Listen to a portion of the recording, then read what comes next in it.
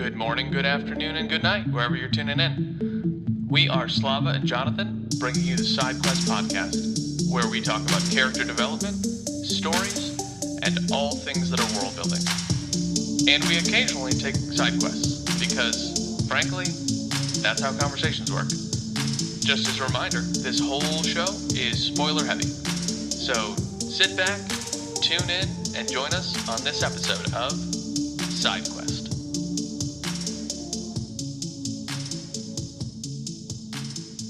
Good morning, Vietnam. Do you think our audience knows that line? At least one or two people. Well, hopefully. Hello, everyone. From the Silent Planet. Tuning in. This is Slava and Jonathan in the morning. With your top-notch favorite... Harosa News. What? Podcast. Side quest. All right, Slava, give us the rundown. How was your week? My week was fairly uneventful, apart from a very strange lady in the bus who... Oh, yeah, you started taking the bus again to work.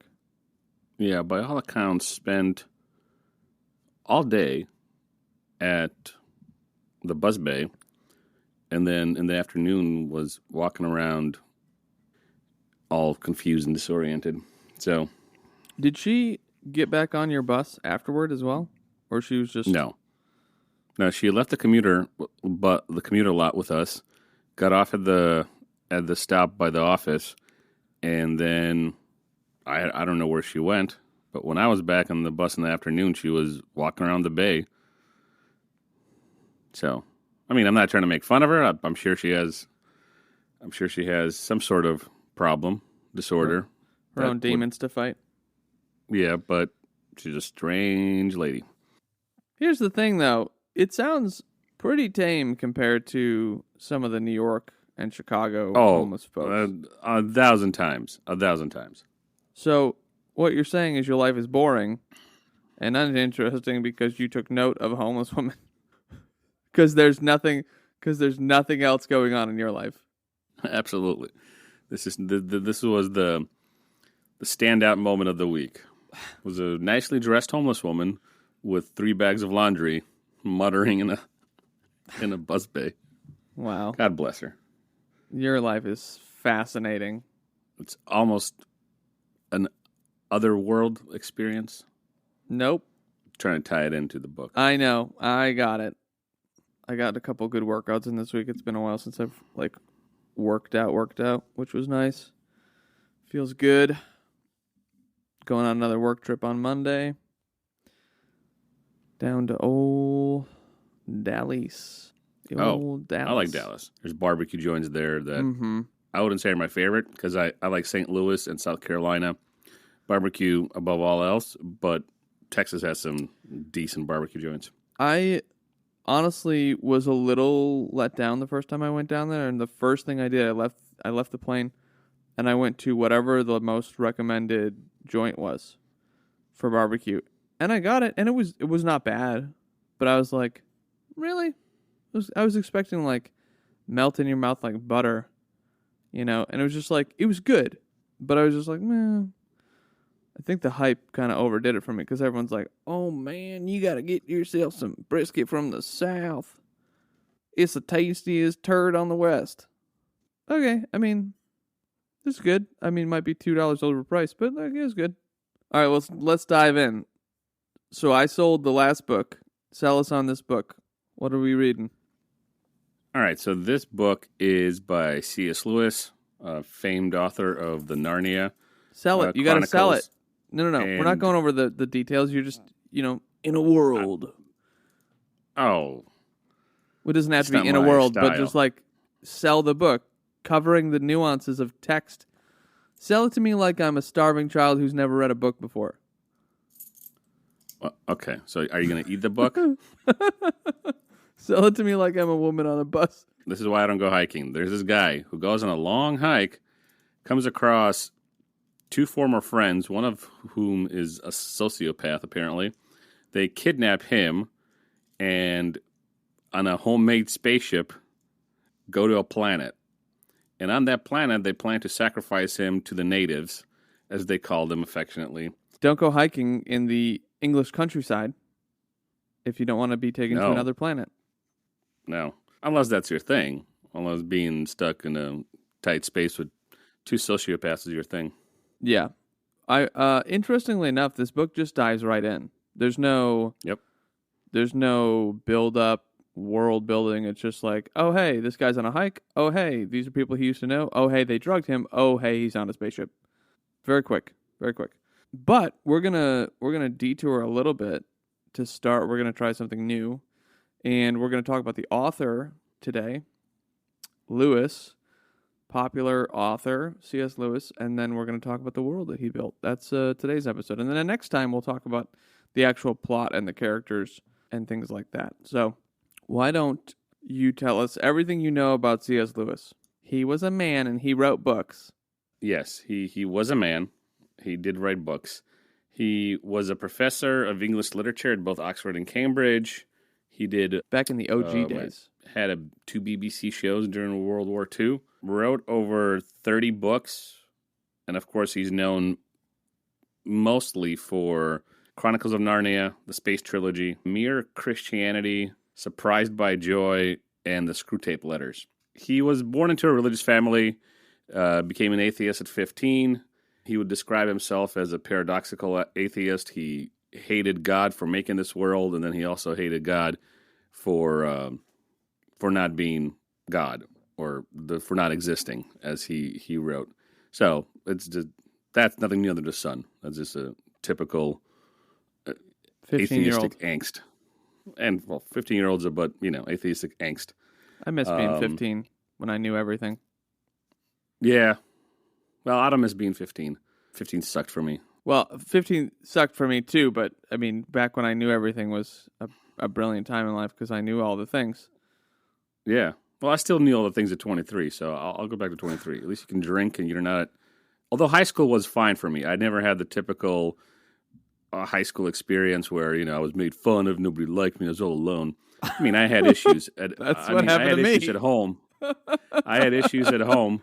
Jackass. And I had my own frickin' problems.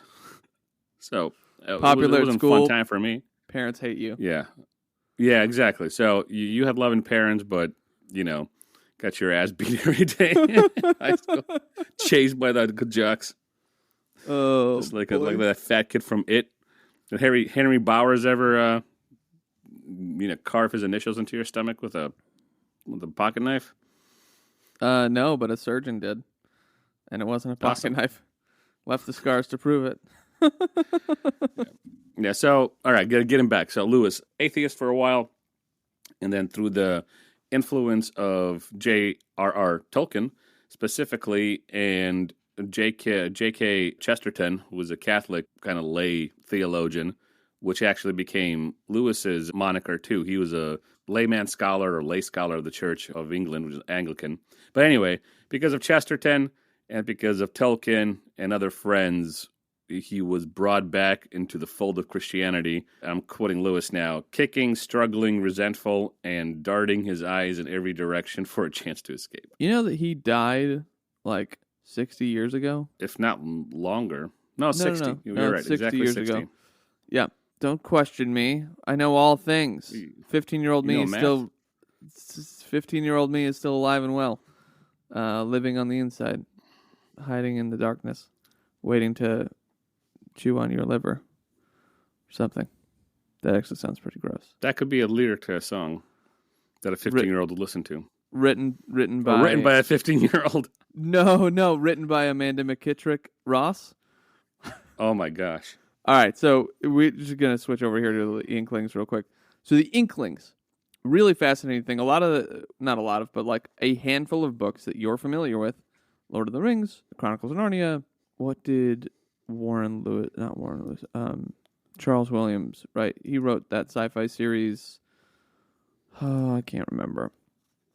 Anyway, a lot of your favorite authors from the early 1900s, some of them, there's more books than I'm giving credit for, we used to hang out at the Bird pub over in Oxford, where they would meet Tuesday mornings, and they would just chit chat and hang out and read works that they're writing, and they'd also make fun of the notoriously bad prose of Amanda McKittrick Ross for as long as they could without laughing. They'd have competitions where they would like read her stuff. I lasted 2 sentences. And yeah, so Slava and I were, who's this person?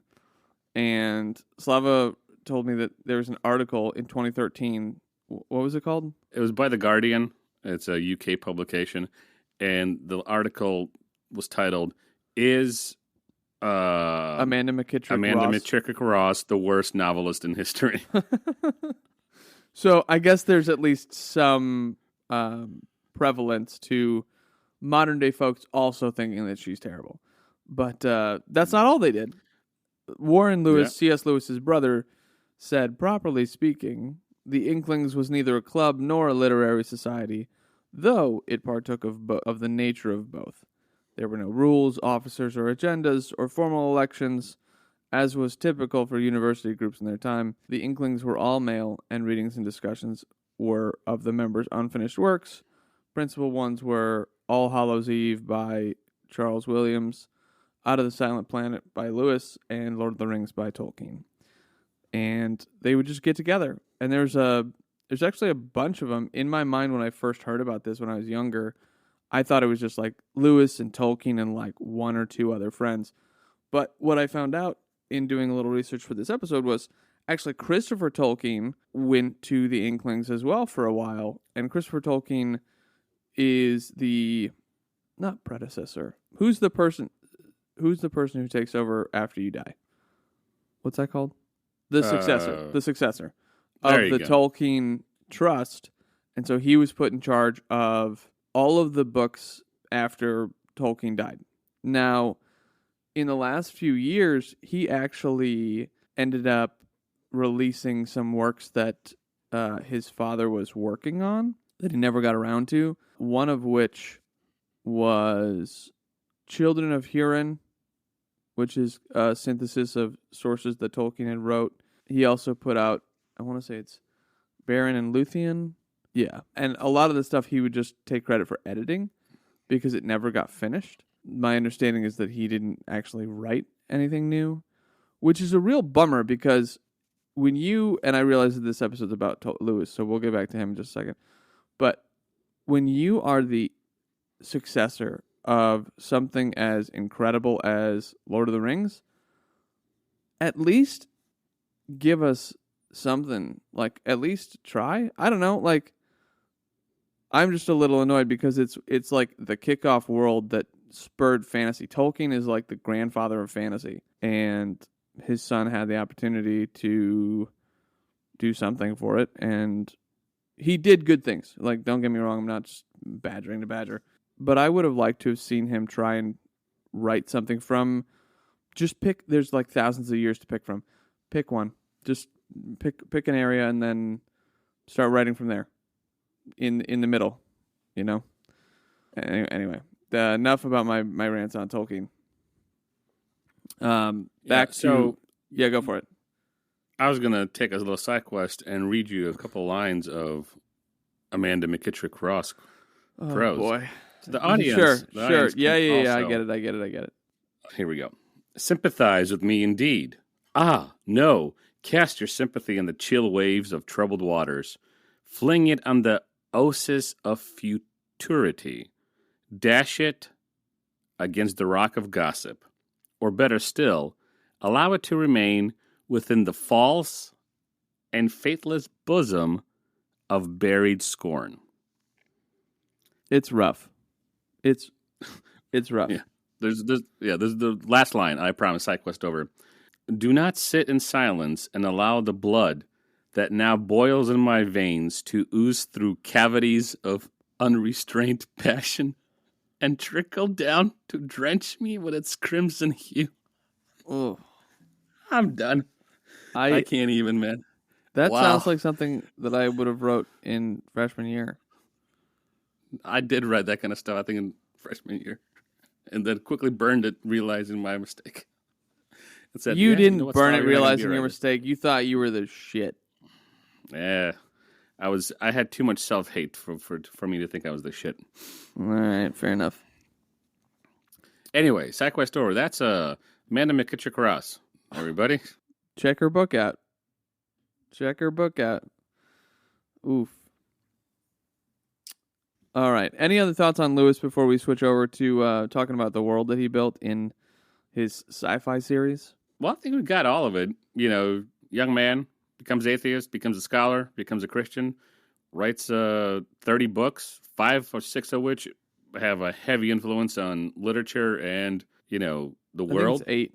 Well, I'm talking about Narnia as Yeah, Narnia is just 7. one. Oh. Yeah, but whatever. I'm counting it as one entity that has 7 volumes. You're discounting it then, because let's side quest on this. So Narnia is actually partly sci-fi as well, as an unknown item, where each of the books is actually based on one of the planets. So like Prince Caspian is based on Mars because Lewis enjoyed space. I'm trying to find it here. 1 second.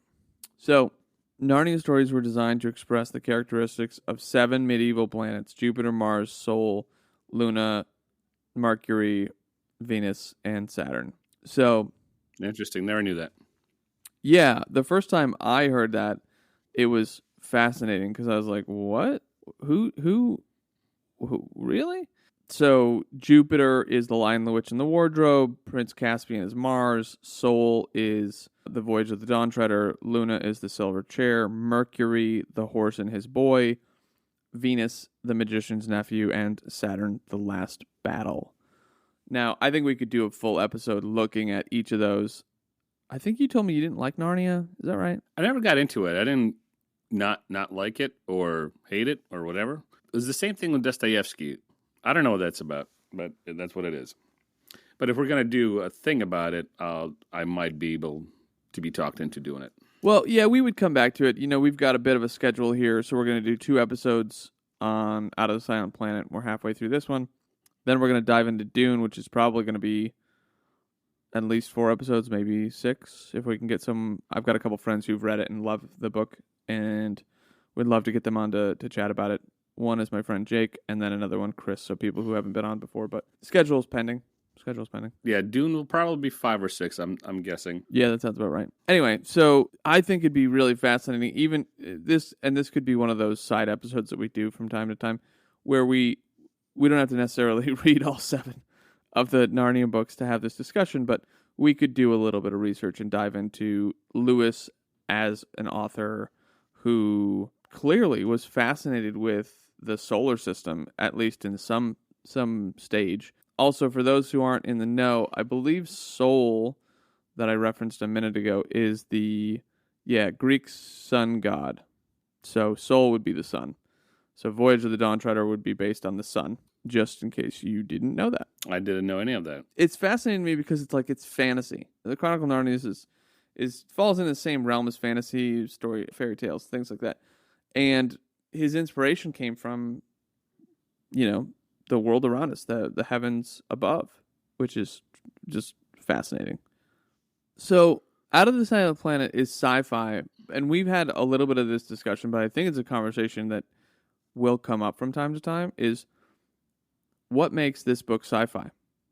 Well, if we're going to go by the definition I found for us, sci-fi is speculative in some sense. Mm-hmm. And we talked about speculative fiction in The City in the City.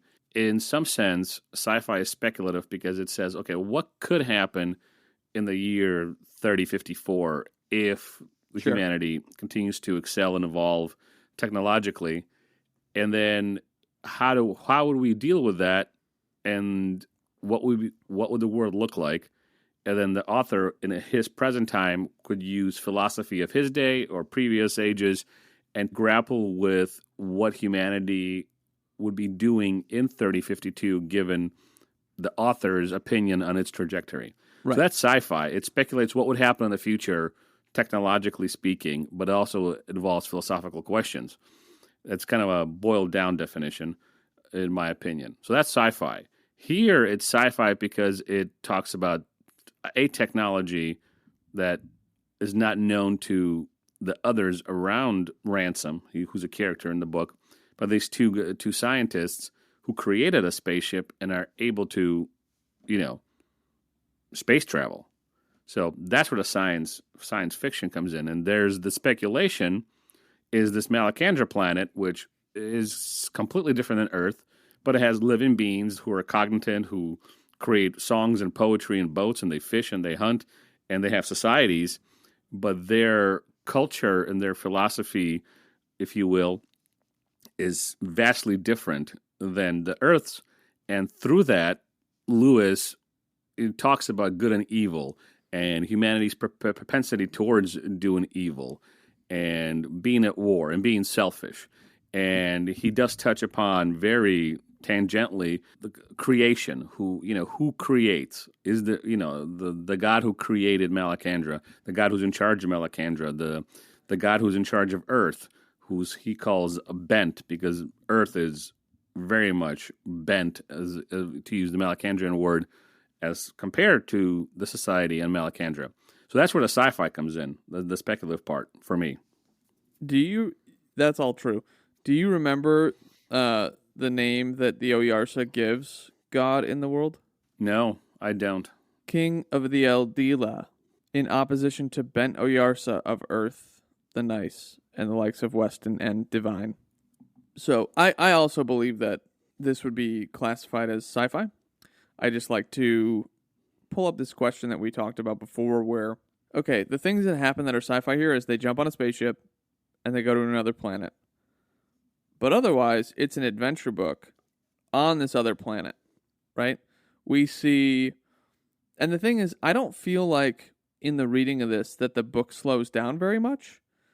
It definitely takes a minor breath, I think, right after you land, and then Ransom he finds a way to escape his captors, which is a weird thing to do. I think that's a natural break. Yeah, there's like a breath. But it's a weird thing to do when you're on another planet and you literally like, well, I can't get home. Yep. If I'm going to give a little criticism, I think that Lewis could have put us into... He could have let us feel that a little more from Ransom and like some anxiety from Ransom. That said, Lewis, in my opinion, in his fantasy books or like his nonfiction writing, his fiction writing, he only writes one way, and it's allegories. Say that again. Lewis, in his fantasy books or his I literally have to remind myself fiction versus nonfiction. Fiction is fantasy books, right? Yeah. Yeah. Okay. I don't know why this is the hardest thing for me to. I think there's something happened as a kid, and I was traumatized by books that came after me or something.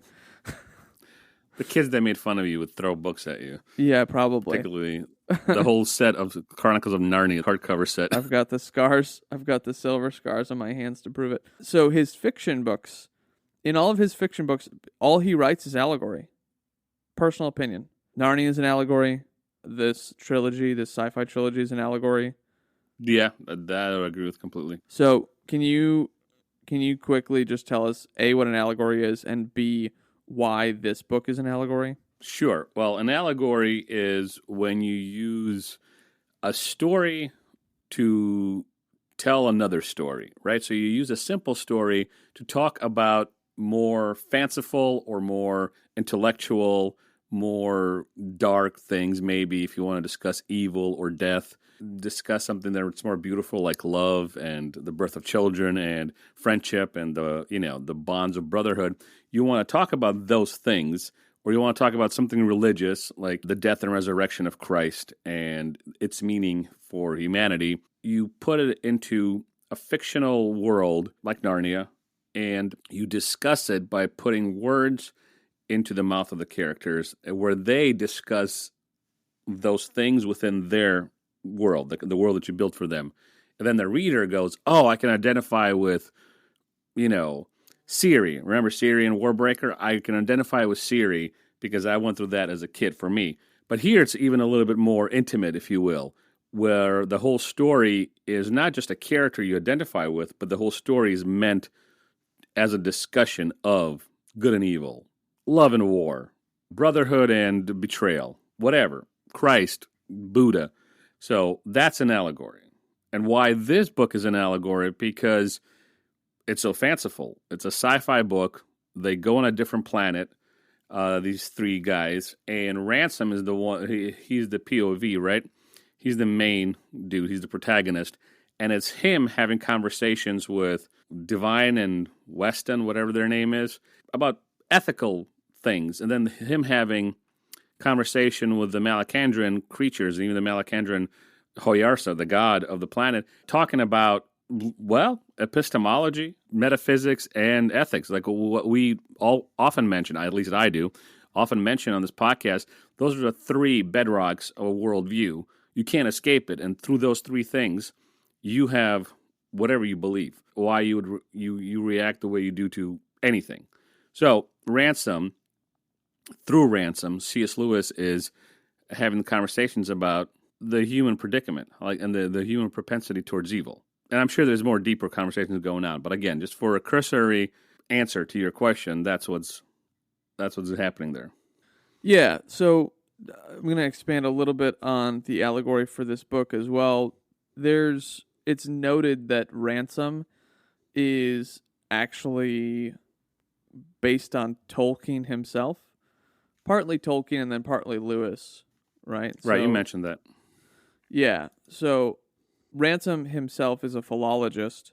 Tolkien was a philologist. And a philologist, if I remember correctly, a philologist is someone who studies the history of languages, especially by looking closely at culture. Quick side quest. This is one of the reasons I love Tolkien, and I think I mentioned this I think I mentioned it actually in the last episode, City in the City, about, yeah, I did, because I was badgering on about the improper use of phonetically sounding words, where Tolkien fought with his publisher on dwarfs with an F versus dwarfs with you a mentioned V. this. It's a good story. And it's just like, the editor's like, hey, changed all the words dwarfs back from dwarves. And Tolkien's like, the you did? Because I just imagine that sometimes Tolkien would be gangster, but he'd probably talk in an English accent because he was from Europe. That's my best English accent. So you probably say, like, bloody hell you did. Yeah. You wanker. Yeah, probably. Kick rocks, you wanker. But anyway, the point is that you tell a guy who studies language, you spelled your words wrong. Get out of here. And he basically, if it was one dwarf on a page, like on page 34, okay, he made a mistake. But if every single spelling, like you think, that's on purpose. I looked up again lit charts, which is kind of like Spark Notes. Here's what they say the allegorical themes of Out of the Silent Planet are: civilization and utopia, human nature and morality. That's what I was talking about. The human condition, propensity towards evil, and then acceptance and curiosity versus freedom of the unknown. I have no idea, but okay, I'll take it. There you go. Just a quick parenthetical and a period for my answer to your question. Yeah, I was trying to find Tolkien actually writing about the dwarfs versus dwarves thing. I can't find it though. But Tolkien did think of the dwarves as like Jews, once in their native and alien habitation, speaking languages of their country, etc., etc. But we'll get into that some other time when we actually go through and read Lord of the Rings. Anyway. I'd love that. I haven't read Lord of the Rings. I actually like The Hobbit better than Lord of the Rings. Interesting. The Hobbit's fun. In 7th and 8th grade, our teacher made us read those books. I loved them. Nice. That's awesome. I don't think that they make kids read that anymore. No, because the kids will cry and their, Subaru driving parents will cry and then the school will shut down. And I drive a Subaru. You know what I mean. Yeah, I'm just hassling you. Did you, because I was looking for this thing, did you cover the meaning of Weston and Divine? I didn't cover the character specifically. You should, though, if you have it up. Yeah, so Divine is a character who represents the more obvious, less grandiose representation, and apparently Lewis used Latin, divus or divitis, which means rich. And when you hear Divine talk about I don't remember what they call it in Malacandra, but it's gold. Like gold is everywhere in this world, and Divine just wants to bring it back because he represents greed and the criticisms of the West and how everyone needs to just kind of like bring this stuff back for their own benefit. And then Weston, who this to me is just the funniest thing, which is why I had this thought of like, well, Lewis only writes allegories, is Dr. Weston represents, drumroll please, the West. Western culture. It's fascinating. Just thrilling. That's me still clapping. Thank you. Culture of imperialist, capitalist, individualistic glory. He doesn't act for his own material interest. He does, however, react and interact as a modern trend of supposed utilitarianism from the world of academia and industry. And you see this near the end of the book as well. And we'll get into the plot next time. But where he's like, me, big bad man, I bring worse big bad man and come. And he just talks to these people like they're idiots. And it's just like, bro, they have very a culture. elitist. Yeah. Like this is embarrassing for you. Like, I don't feel bad for them at all. This is just embarrassing. And the thing is, someone like an Oyarsa, which for conversational purposes is the archangel over the planet, right, of Malacandra. Yeah. Someone with that level of power is not threatened by your talk of guns and whatever else. He's the friggin' archangel over the planet. He lives in a different realm and has way more power. He's not concerned about whatever you're threatening. Not at all. Yeah. Anyway. Because because he looks like a child. Because he Less than talks, a child. He looks like a dog or a puppy. Yeah. A puppy. And that scene that you're talking about, he's talking to the Oyarsa, and he's talking to the Malacandrian creatures, and he does what in like stereotypical comedy skits, or even sometimes in real life. He's talking like that because he literally thinks they are lesser beings, so he has to talk in short bursts and elongate his words because, hey, they're native, so they're dumb, and I'm a white Westerner from the UK who's built a spaceship, so F these people. And I'm going to talk about Bang Bang and my Bang Bang stick, like, or whatever he says when referring to his gun. Boomstick, I think. And, yeah, he's an ass. Yeah, just ridiculous. But this is where all this side quest to say, this is where my comment that Lewis only writes allegories comes from, is I can't think of a book that he wrote that was a story that wasn't an allegory. I mean, Screwtape Letters, same thing. Which that one's a little more Screwtape explicit. Letters, that's more straightforward. Yeah. Yeah, it's more explicit, but Narnia, like, Aslan is Jesus, period. That's the way that it works. So. The line of Judah. Yeah, we get it. Yep. Anyway, final thoughts. Let's land this plane, and next time we'll dive into the plot and the characters more on Out of the Silent Planet. Usually we digress into lunacy by the end of the hour, but we covered it well. Got a few side quests in. Lewis is a fantastic writer. He keeps you interested. I love that about him, whether it's Mere Christianity or Screwtape Letters or this, except Narnia, I guess, but we'll get there. Because you're a horrible person who hates good literature. Go read McKittridge. Yeah. That's going to be your punishment. No. Oh, my gosh. I don't want to read McKittridge because even the name of the book sucks. The name of the book is Irene Idleseye. Sounds thrilling. I think Lewis did a good job. I really like this trilogy. The third book I haven't finished yet. Interestingly enough, I also had trouble with the third book where it feels like, and at some point I'm going to just have to muddle through it the same way I muddled through Crime and Punishment. Ransom starts going off about obscure in-world philosophy, and it's just like, okay, I think, okay, it's fine. So I don't know how it ends. I really have no idea. And the first two books are amazing, and that's it. Next time we will talk plot and world. Plot and characters. World characters. Too. Yeah. Anyway, let us know in the comments. Have you read Out of the Silent Planet? Have you enjoyed it? Do you like Lewis? Do you not like Lewis? Do you scourge all the earth that he walked on? You know, the basics.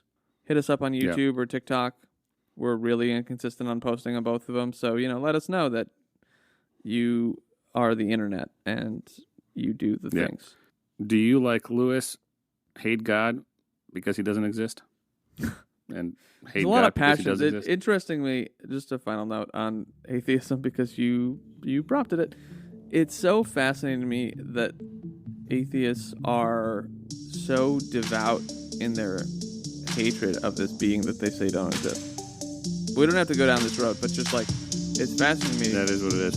Yeah, it's fascinating to me. Anyway, that was the episode. Side quest out. Goodbye, good people.